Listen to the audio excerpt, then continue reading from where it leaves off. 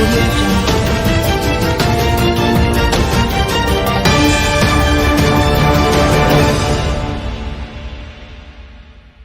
வணக்கம்.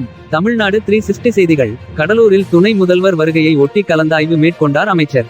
நவம்பர் 25, 2024 அன்று கடலூர் மாவட்டத்திற்கு வருகை தந்து தமிழ்நாடு துணை முதலமைச்சர் உதயநிதி ஸ்டாலின் அரசு நலத்திட்ட உதவிகளை வழங்கி கள ஆய்வு மேற்கொள்ள உள்ளார்.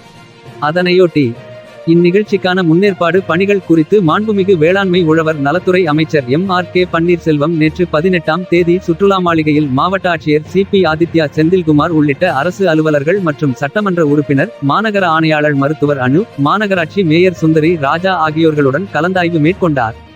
தமிழ்நாடு 360 செய்திக்காக கடலூரிலிருந்து செய்தியாளர் CK ராஜன்.